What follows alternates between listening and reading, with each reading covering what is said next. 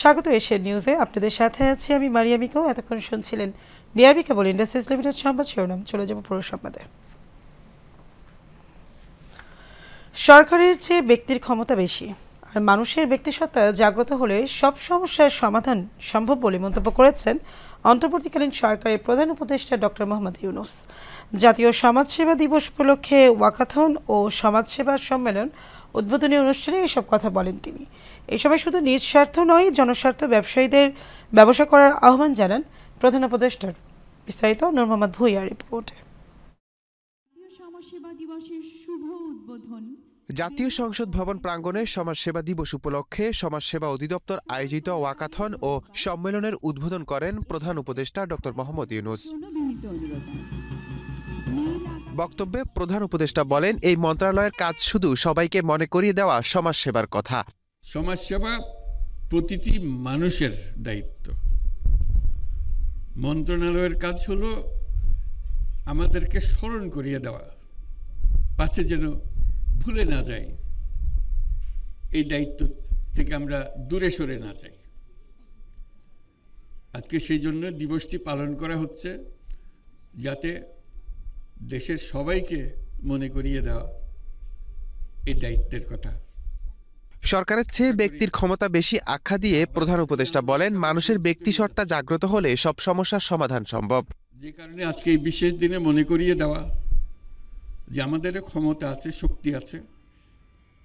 যে সমস্ত সমস্যা আমরা চারদিকে দেখি, মনে করি যে এটা আমার কাজ না, আমার কাজ হলো টাকা পয়সা রোজগার করা, ওই কাজটা সরকারের উপরে ছেড়ে দিই, ওরাই করবে। এটা ভুল ধারণা। আমাদের যে শক্তি আছে, ব্যক্তির যে শক্তি আছে, সেই শক্তির কাছে সরকারের শক্তি নস্যি। এছাড়া শুধু নিজ স্বার্থে নয়, জনস্বার্থে ব্যবসায়ীদের ব্যবসা করার আহ্বান জানান প্রধান উপদেষ্টা ডক্টর মোহাম্মদ ইউনূস। আমরা সেই কথাটাও মনে করিয়ে দিতে চাচ্ছি, নিঃস্বার্থে যেরকম ব্যবসা করা যায়, পরের স্বার্থেও ব্যবসা করা যায়। যে ব্যবসার থেকে আমি নিজে এক পয়সাও মুনাফা নেব না, যাবতীয় যা কিছু করছি পরের স্বার্থে করছি, এবং সেই টাকা যা রোজগার হবে সেই ব্যবসার মধ্যে থেকে যাবে, এতে আমি আনন্দ পাব। নূর মোহাম্মদ ভূঁইয়া, এশিয়ান টেলিভিশন, ঢাকা। রাজনৈতিক বিভিন্ন প্রেক্ষাপটের মধ্যে আওয়ামী লীগের দুর্নীতি এবং দুর্বৃত্তায়ন যাতে ঢাকা না পড়ে, সে ব্যাপারে সবাইকে সজাগ থাকার আহ্বান জানিয়েছেন বিএনপি মহাসচিব মির্জা ফখরুল ইসলাম আলমগীর। সকালে গুলশান বিএনপি চেয়ারপারসনের কার্যালয়ে এক ব্রিফিংয়ে কথা বলেন তিনি। এ সময় বিএনপির স্থায়ী কমিটির সদস্য ইকবাল হাসান মাহমুদ টুকু বলেন, বিদ্যুৎ খাতকে একটি ব্যবসা খাতে পরিণত করেছিল আওয়ামী লীগ। কাউসার আহমেদের রিপোর্টে বিস্তারিত।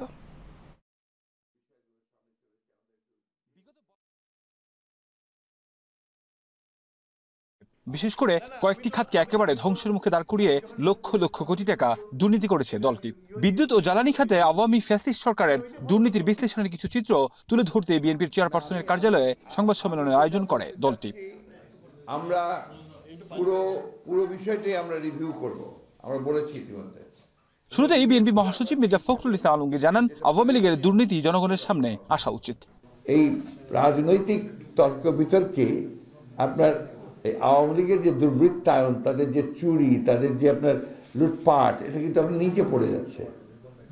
এরা এক ধরনের সুবিধা পেয়ে যাচ্ছে। এই কথাগুলো আমাদের বারবার বলা দরকার।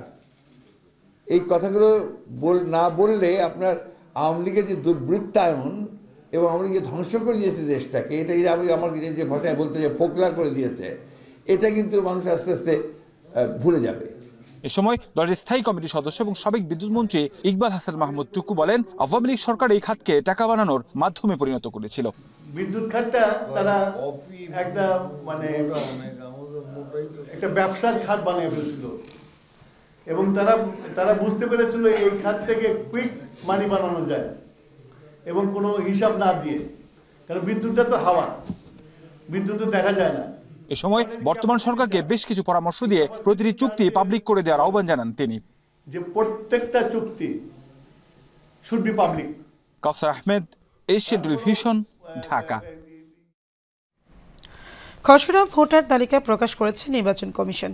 প্রধান নির্বাচন কমিশনার এম নাসির উদ্দিনের নেতৃত্বাধীন নির্বাচন কমিশন এই তালিকা প্রকাশ করেছে। প্রকাশিত তালিকা অনুযায়ী বর্তমানে দেশে মোট ভোটার 12,36,83,512 জন। এছাড়া এবার ভোটার বেড়েছে 18,33,352 জন, শতকরা হিসাবে যা প্রায় 1.5 ভাগ।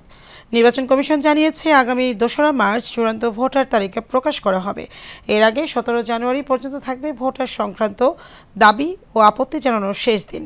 আর এই বিষয়ে শুনানি নিষ্পত্তির শেষ দিন আগামী 30 জানুয়ারি। এর আগে সবশেষে 2024 সালের 2রা মার্চ প্রকাশিত তালিকা অনুযায়ী দেশে মোট ভোটার ছিল 12,18,50,160 জন।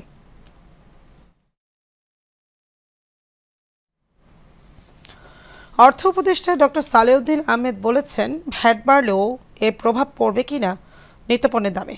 নতুন বছরে দেশে অর্থনীতিতে স্থিতিশীলতা ফিরবে বলেও দাবি তার। সচিবালয়ে সরকারি ক্রয় সংক্রান্ত উপদেষ্টা পরিষদ কমিটির বৈঠক শেষে সাংবাদিকদের সঙ্গে আলাপকালে একথা জানান তিনি। এ সময় উপদেষ্টা বলেন, আন্তর্জাতিক মুদ্রা তহবিলের IMF শর্ত পূরণে নয়, বরং রাজস্ব বাড়ানোর স্বার্থেই বিভিন্ন পণ্যের ওপর কর বাড়ানো হয়েছে। তিনি বলেন, 43 পণ্য ও সেবার ভ্যাট বাড়লেও সাধারণ মানুষের কষ্ট হবে না। 3 তারকা মানের ওপরের হোটেলগুলোতে কর বাড়ানো হয়েছে, সাধারণ মানের হোটেল রেস্তোরাঁর ক্ষেত্রে বাড়ানো হয়নি। ইন্ডিকেটরসগুলো হলো চাল, ডাল, এইগুলো আপনারা জানেন। অর্থনীতিতে মোটামুটি তো আমার অর্থনীতি একটু স্ট্রং তো হয়েছে, স্টেবিলাইজেশন।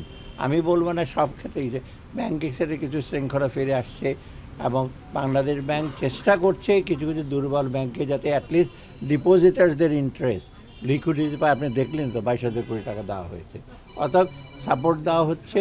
আর বাকি অন্যান্য জিনিসগুলো যে আপনার এই যে খাদ্যদ্রব্যের ব্যাপারে। সারা দেশের মতো রাজধানী ঢাকাতেও জেঁকে বসেছে তীব্র শীত।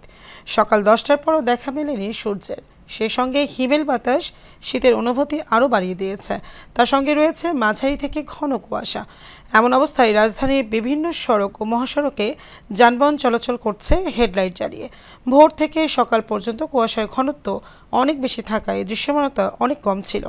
বুধবার ঢাকায় সর্বনিম্ন তাপমাত্রা ছিল 15 ডিগ্রি সেলসিয়াস, সর্বোচ্চ তাপমাত্রা ছিল 20.7 ডিগ্রি সেলসিয়াস। এদিকে জানুয়ারি মাসের দীর্ঘমেয়াদী পূর্বাভাসে আবহাওয়া অধিদপ্তর জানিয়েছে দেশের বিভিন্ন অঞ্চলের ওপর দিয়ে 3 থেকে 5টি শৈত্যপ্রবাহ বয়ে যেতে পারে। সেই সঙ্গে বাড়বে শীত এবং তাপমাত্রা 6 ডিগ্রি সেলসিয়াস পর্যন্ত নামতে পারে। আজ সকাল 6টায় পঞ্চগড়ে তেঁতুলিয়ায় তাপমাত্রা রেকর্ড হয়েছে 11.4 ডিগ্রি সেলসিয়াস।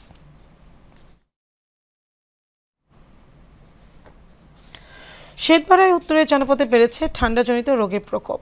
সর্দি, কাশি, শ্বাসকষ্ট ও ডায়রিয়ার পাশাপাশি চর্মরোগে আক্রান্ত হয়ে অনেকেই ছুটছেন হাসপাতালে। ফলে অতিরিক্ত রোগীর চাপ বাড়ায় সেবা দিতে হিমশিম খাচ্ছে হাসপাতাল কর্তৃপক্ষ। প্রতিনিধি মুরাদুল ইসলাম মুরাদের তথ্য ছবিতে বিস্তারিত জানাচ্ছেন আনোয়ার রাজ। উত্তরের জেলা কুড়িগ্রামে জেঁকে বসেছে শীত। কনকনে ঠান্ডায় বেড়েছে শীতজনিত রোগের প্রকোপ। শীতের তীব্রতা বাড়ায় রৌমারী ও রাজীবপুরে কাশি, ডায়রিয়া ও নিউমোনিয়া সহ নানা রোগে আক্রান্ত হচ্ছেন বিভিন্ন বয়সী মানুষ। বেশি ভুগছেন বয়স্ক ও শিশুরা। পাতলা পায়খানা আর বমি। রাতে আসছি, রাতে কোনো সুবিধা পাই নাই, শুধু একটা স্যালাইন দিছিল আর কিছু ওষুধ লিখে দিছিল, আনছি। আমার বাচ্চা ঠান্ডার কারণে অসুখ হয়েছে, কিন্তু এখানে সেরকম সুবিধা পাচ্ছি না।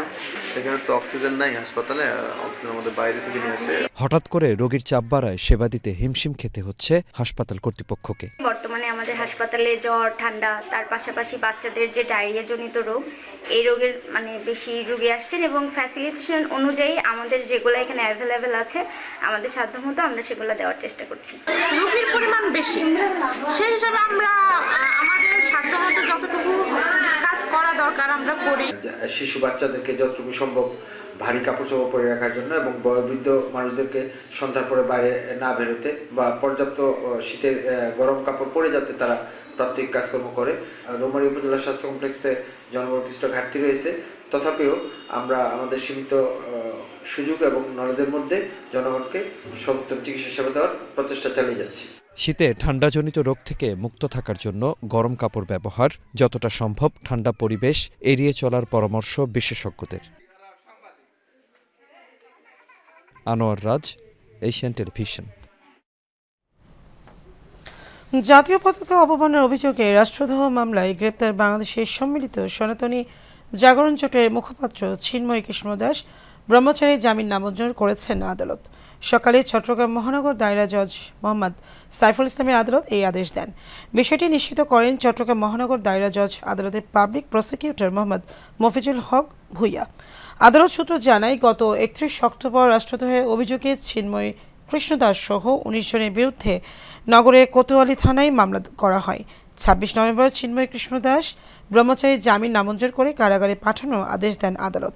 3 ডিসেম্বর জামিন শুনানির দিন থাকলেও কোনো আইনজীবী না থাকায় শুনানির দিন 2 জানুয়ারি ধার্য ছিল।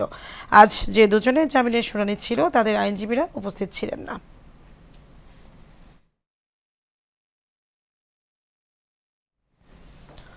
দেশের প্রথম উচ্চ প্রযুক্তির স্যাটেলাইট চ্যানেল এশিয়ান টেলিভিশনের বার্তা প্রধান হিসেবে যোগ দিয়েছেন সিনিয়র সাংবাদিক মোহাম্মদ সিরাজুল ইসলাম। সকালে রাজধানীর নিকেতনে এশিয়ান টেলিভিশনের প্রধান কার্যালয়ে দায়িত্ব গ্রহণ করেন তিনি। এ সময় এশিয়ান টেলিভিশনের ডিএমডি অপারেশনস জাহিদ ইবনে রশিদ, রূপায়ণ গ্রুপের উপদেষ্টা ব্রিগেডিয়ার জেনারেল অবসরপ্রাপ্ত আবুল কালাম আজাদ, সাইফুল ইসলাম, প্রধান মানব সম্পদ কর্মকর্তা মোস্তফা কামাল, মিডিয়া কোঅর্ডিনেটর হাবিবুর রহমান পলাশ সহ এশিয়ান টেলিভিশনের বিভিন্ন বিভাগের প্রধানগণ ও কর্মকর্তা কর্মচারীরা তাকে ফুল দিয়ে বরণ করে নেন। সিরাজুল ইসলাম ঢাকা বিশ্ববিদ্যালয়ের সাংবাদিকতা বিভাগ থেকে অনার্স এবং মাস্টার্স সম্পন্ন করেন। এর আগে তিনি channel 1, R TV, Bangladesh television, Islamic TV, Diganta TV, TVN 24 ও রেডিও তেহরানে বিভিন্ন পদে দায়িত্ব পালন করেছেন।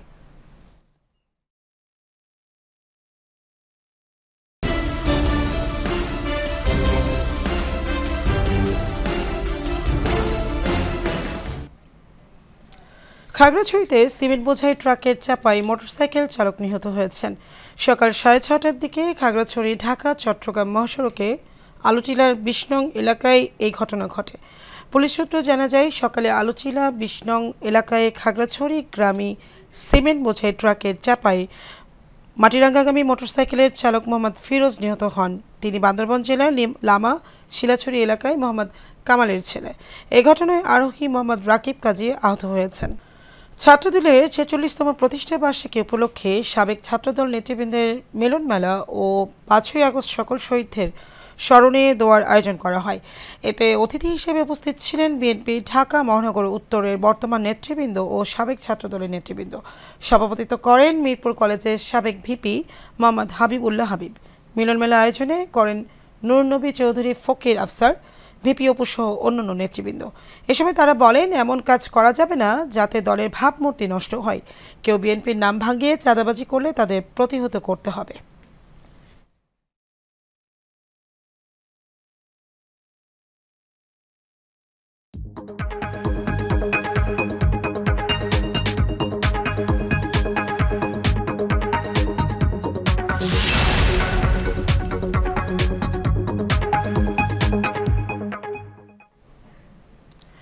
এক্সিম ব্যাংক বাণিজ্য সংবাদ। ঢাকার ধামরাই উপজেলার বিস্তীর্ণ এলাকা জুড়ে এখন হলুদের সমারোহ। সরিষা ফুলের রূপ ও গন্ধে মাতোয়ারা চারদিকে। প্রতি বছরের মতো একবার সরিষার ক্ষেত থেকে মধু সংগ্রহ করতে ব্যস্ত সময় পার করেছেন মৌখামারিরা। প্রতিনিধি মুস্তাফিজুর রহমান বকুলের তথ্য, ছবিতে বিস্তারিত জানাচ্ছেন আনোয়ারাজ। সরিষা ফুলের মধু সংগ্রহে ব্যস্ত সময় পার করছে ঢাকার ধামরাইয়ের মৌখামারিরা। উপজেলার ফোর্ডনগর, মধুডাঙ্গা, বালিয়া, খার্তাসহ প্রতিটি বিল অঞ্চলের সরিষার ক্ষেতের পাশে বসানো হয়েছে মধু সংগ্রহের বাক্স। মধু সংগ্রহের পাশাপাশি খামারিরা সরাসরি খামার থেকে মধু বিক্রিও শুরু করেন। সরিষা ক্ষেত ঘিরে লাভের স্বপ্ন বুনছেন কৃষক ও মৌখামারিরা। আসছে এই জায়গাতে 20 দিন হয়। 20 দিনে মোটামুটি যতটুকু টার্গেট ছিল মোটামুটি ক্ষুদাতলা দেশে 10 থেকে 12 মণ। সরিষা ফুলের মধ্যে অনেক ভালো হয় সেটা জানছি, এই জন্য আর কি গতবার নিয়েছি, এবার আর কি নিব। এইখানকার মধু আমি খেয়ে দেখছি যে অনেক ভালো। এর আগের বারও নিয়েছি, এইবারও আসছি নেওয়ার জন্য। যতটুকু আমি আইসা জানতে পারলাম যে এখানকার মধুর মানটা খুব গুণগত মান খুব ভালো। এদিকে সরিষা চাষে পরামর্শ দেওয়ার পাশাপাশি মধু উৎপাদনে সহযোগিতা করছে স্থানীয় কৃষি বিভাগ।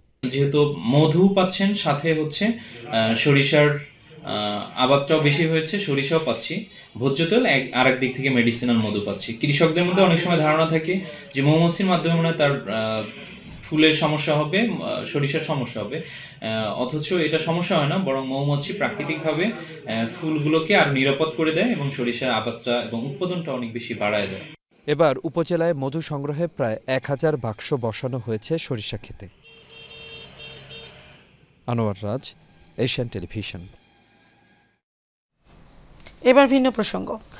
বর্ণিল অনুষ্ঠানের মধ্য দিয়ে নিউ ইয়র্কে বর্ষবরণে অনুষ্ঠান করেছে America Bangladesh press club. Jackson হাইটসে নবান্ন পার্টি হলে এই অনুষ্ঠান হয়। বর্ষবরণ অনুষ্ঠানে সঙ্গীত পরিবেশন করেন শাহ মাহবুব ও কৃষ্ণাতিথি। অনুষ্ঠানে শুভেচ্ছা বক্তব্য রাখেন বিদায়ী কমিটির সভাপতি মোহাম্মদ সাইদ, নতুন কমিটির সভাপতি শওকত ওসমান রুচি, সাবেক সভাপতি দর্পণ কবির, বিদায়ী সাধারণ সম্পাদক মঞ্জুরুল হক মঞ্জু ও নতুন কমিটির সাধারণ সম্পাদক মশিউর রহমান মজুমদার। অনুষ্ঠানে আয়োজনের সার্বিক দায়িত্ব পালন করেন মল্লিকা খান মুনা এবং অনুষ্ঠানে উপস্থাপনা করেন আরিফ রহমান।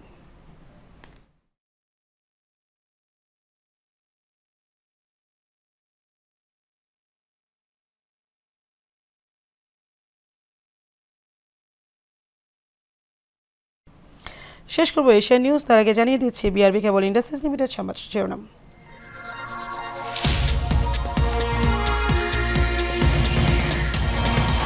ব্যক্তিসত্তা জাগ্রত হলে সব সমস্যার সমাধান সম্ভব বললেন প্রধান উপদেষ্টা, জনস্বার্থে ব্যবসা করার আহ্বান। ক্ষমতায় গেলে আওয়ামী লীগের সব চুক্তি রিভিউ করবে বিএনপি, জানালেন মির্জা ফখরুল। বিগত দিনের সব হত্যার বিচার হবে বললেন রিজভী। দেশের মোট ভোটার সংখ্যা 12,36 লাখ, খসড়া তালিকা প্রকাশ করল নির্বাচন কমিশন। হালনাগাদ শুরু 20 জানুয়ারি।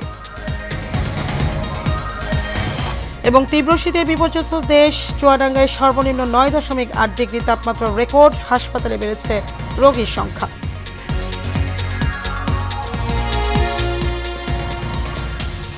দর্শকই ছিল আমাদের এতক্ষণকার আয়োজন। আমাদের পরবর্তী সংবাদ দেখার আমন্ত্রণ রইল। ধন্যবাদ সবাইকে।